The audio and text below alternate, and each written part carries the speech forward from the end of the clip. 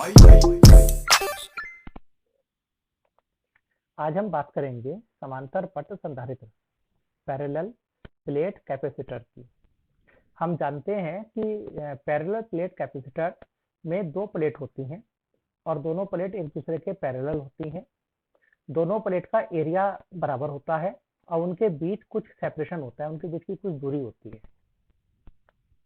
हमने पढ़ा है कि समांतर प्लेट संधारित्र पैरेलल प्लेट कैपेसिटर की जो कैपेसिटी है वो निर्भर करती है प्लेटों के बीच डिस्टेंस पर, प्रत्येक प्लेट के क्षेत्रफल पर और प्लेटों के बीच के माध्यम पर। हम जानते हैं कि प्लेटों के बीच की दूरी को घटाने पर धारिता बढ़ जाती है। उसको प्रैक्टिकली करके हम देखते हैं। जैसे ये एक कैपेसिटर है और इसकी धारिता 0.3 पिकोफैरड है, जबकि जो बीच की दूरी है वो 6 मिलीमीटर है। दोनों प्लेटों के बीच की दूरी 6 मिलीमीटर है। मैंने क्या किया, प्लेटों के बीच की दूरी को बढ़ा दिया, 10 पर ले आया। देखो धारिता जो है क्या हुआ, घट गई। 10 मिलीमीटर पर धारिता 0.18 पिकोफैरड है। अगर मैं बीच की डिस्टेंस को घटा दूं, 10 से मैं 5 पर ले आया पूरे, तो आप देखेंगे 5 पर आते के साथ धारिता 0.35 पिकोफैरड हो गई।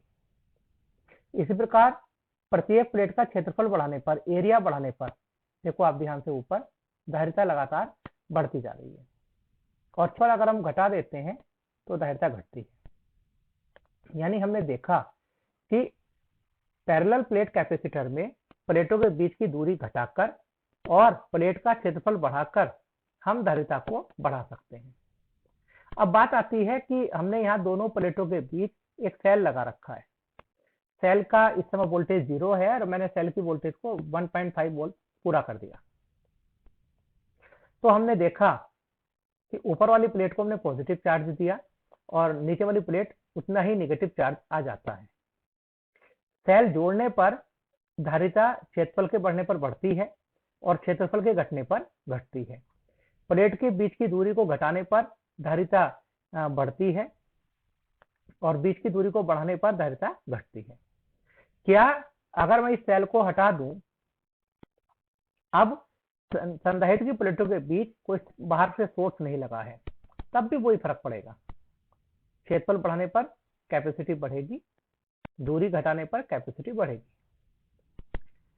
अब हम बात करते हैं टॉप प्लेट चार्ज पर। देखो सेल को जोड़ दिया गया। ये चार्ज की अगर हम बात करें, इस समय चार्ज प्रत्येक प्लेट पर जो चार्ज है वो 0.53 पिको कूलम है। ऊपर वाली प्लेट पर पॉजिटिव और नीचे वाली प्लेट पर नेगेटिव, क्योंकि ऊपर वाली प्लेट को हम पॉजिटिव से जोड़ रहे हैं, नीचे वाली प्लेट को नेगेटिव से जोड़ रहे हैं। मैंने प्लेट का क्षेत्रफल घटाया, चार्ज भी घट गया। प्लेट का क्षेत्रफल बढ़ाया, चार्ज बढ़ गया। कैपेसिटी के साथ साथ चार्ज भी बढ़ रहा है। बीच की दूरी घटाई, कैपेसिटी भी बढ़ती है, चार्ज भी बढ़ जाता है। बीच की दूरी बढ़ा दी, कैपेसिटी भी घट जाती है, चार्ज भी घट जाता है। अब अगर मैं सेल हटा दिया बीच में से, अब आप देखेंगे एक नया बात होगी। क्या होगी? चार्ज कांस्टेंट है 0.53 पिको कूलम। चाहे दूरी घटा दी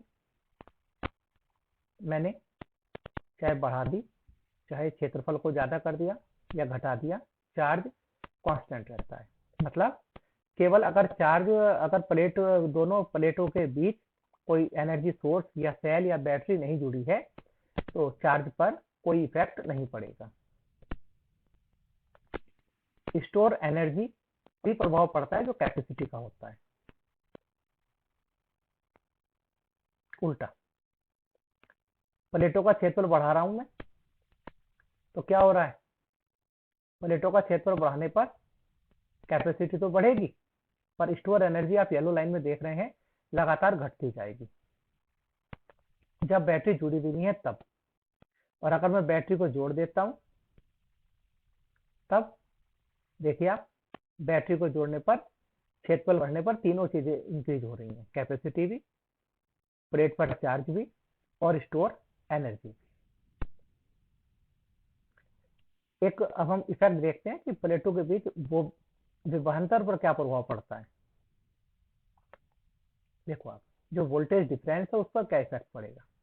अगर बैटरी जुड़ी है तब देखो आप, इफेक्ट कोई इफेक्ट नहीं पड़ रहा 1.5 वोल्ट। अगर बैटरी जुड़ी है, बैटरी जुड़ी होने पर वोल्टेज डिफरेंस पर, विभवांतर पर कोई इफेक्ट नहीं पड़ेगा, ना दूरी का ना क्षेत्रफल का।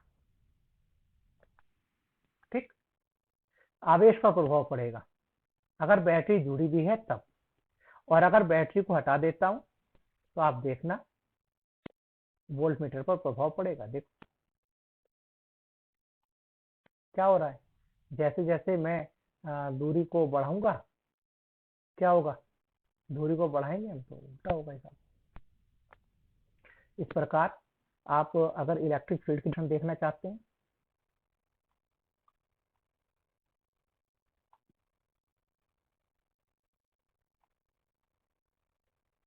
आप देखेंगे इलेक्ट्रिक फील्ड की डायरेक्शन क्या है, पॉजिटिव चार्ज से नेगेटिव चार्ज की ओर होती है, ऊपर से नीचे की ओर इलेक्ट्रिक फील्ड लाइन है।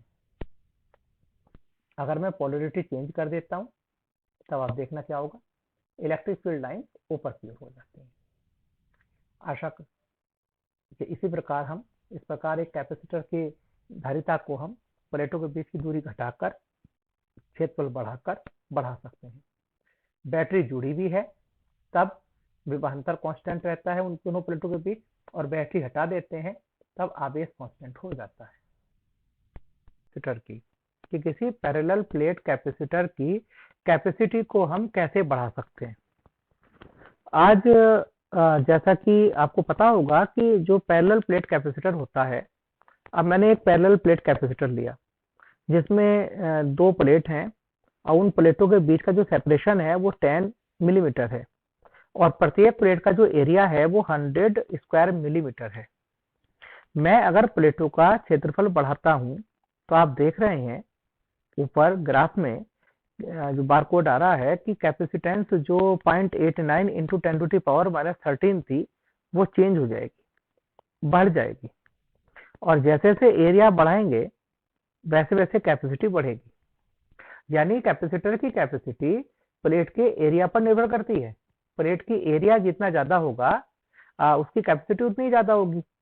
अगर प्लेटों के बीच का सेपरेशन हम घटा देते हैं तब भी कैपेसिटी बढ़ जाती है, सेपरेशन को बढ़ा देते हैं तो कैपेसिटी घटती है। यानी कैपेसिटर की कैपेसिटी प्लेटों के बीच के सेपरेशन को घटाकर और प्रत्येक प्लेट का क्षेत्रफल बढ़ाकर बढ़ाई जा सकती है। अगर चार्ज की बात मैं करूं तो जैसे जैसे प्लेट को हम चार्ज, ऊपर एक प्लेट को पॉजिटिव चार्ज दे दिया, दूसरी प्लेट को नेगेटिव चार्ज दे दिया, तो इस प्रकार ये चार्ज आ जाता है और इलेक्ट्रिक फील्ड लाइंस भी डेवलप हो जाती हैं जो पॉजिटिव से नेगेटिव की ओर होती है। कैपेसिटर की कैपेसिटी बढ़ाने के लिए एक और फैक्टर होता है कि हम प्लेटों के बीच एक डाइलेक्ट्रिक मटेरियल रख देते हैं। एक डाइलेक्ट्रिक मटेरियल रखने से क्या होगा, जो उसकी कैपेसिटी है वो चेंज हो जाती है। आप देखना जो ये कैपेसिटी है अब इस समय 0.89 इंटू 10⁻⁻13 फैराड है, और मैं एक डाइलेक्ट्रिक कांस्टेंट है जिसका डाइलेक्ट्रिक कांस्टेंट लगभग 1.5 है, मैं उसे इनके बीच प्लेस करता हूं। ये 0.89 से आप देखना, जैसे अभी पार्शियली फील्ड किया है डाइलेक्ट्रिक मटेरियल को तो कैपेसिटी बढ़ गई, 0.89 से 1.01 हो गया। अब जैसे ही मैं और इसे प्लेस करूंगा अंदर, अब देखना डाइलेक्ट्रिक कांस्टेंट ज्यादा होने से 1.32 हो गया। यानी कैपेसिटर की कैपेसिटी केवल प्लेटों के बीच के सेपरेशन पर, प्लेट के क्षेत्रफल पर ही निर्भर नहीं करती, साथ ही साथ प्लेटों के बीच के मीडियम पर भी निर्भर करती है। मीडियम का डाइलेक्ट्रिक कांस्टेंट अगर मैं ज्यादा कर दूंगा तो कैपेसिटी और भी ज्यादा हो जाएगी, लगातार बढ़ती जाएगी। यानी कैपेसिटी बढ़ानी है तब हमें प्लेटों के बीच की दूरी कम करनी होगी, प्रत्येक प्लेट का एरिया बढ़ाना होगा और प्लेटों के बीच डाइलेक्ट्रिक मटेरियल रखना होगा, और जितना डाइलेक्ट्रिक मटेरियल का डाइलेक्ट्रिक कांस्टेंट जितना ज्यादा होगा वह कैपेसिटी उतनी ही ज्यादा होगी। प्लेटों के बीच चार्ज पर भी इफेक्ट यही पड़ता है। देखिए आप, अब जैसे ही डाइलेक्ट्रिक मटेरियल बीच में रखा, जो रेड कलर का बार कोड है उसमें देखना आप चेंज होगा, वो ऊपर हो जाएगा। इसका स्पष्ट है कि डाइलेक्ट्रिक मटेरियल को रखने से प्लेटों के प्रत्येक प्लेट पर चार्ज भी बढ़ जाता है। और अगर मैं स्टोर एनर्जी की बात करूं तो स्टोर एनर्जी भी डाइलेक्ट्रिक मटेरियल को रखने से कैपेसिटी बढ़ेगी, और कैपेसिटी बढ़ने का मतलब है चार्ज को स्टोर करने की पावर बढ़ गई, एनर्जी को स्टोर करने की पावर बढ़ गई। तो ये दोनों बातें यहाँ आ जाती हैं। इस प्रकार आज हमने सीखा कि कैपेसिटर की कैपेसिटी को बढ़ाना होगा तो उसके प्लेटों के बीच डाइलेक्ट्रिक मटेरियल को हम रखेंगे, और डाइलेक्ट्रिक मटेरियल का डाइलेक्ट्रिक कांस्टेंट जितना ज्यादा होगा कैपेसिटी उतनी ज्यादा होगी। डाइलेक्ट्रिक मटेरियल को जब हम प्लेटों के बीच रखते हैं तो डाइलेक्ट्रिक मटेरियल जिन मॉलिक्यूल से मिलकर बना होता है उन मॉलिक्यूल्स का पोलराइजेशन हो जाता है, ध्रुवण हो जाता है, और मॉलिक्यूल्स का पोलराइजेशन हो जाने के कारण क्या होगा, उनका जो इलेक्ट्रिक फील्ड है वो घट जाता है। देखो आप, इलेक्ट्रिक फील्ड घट जाने से प्लेटों के बीच वोल्टेज डिफरेंस घट जाने से क्या होगा, जो उसकी कैपेसिटी है वो बढ़ जाएगी।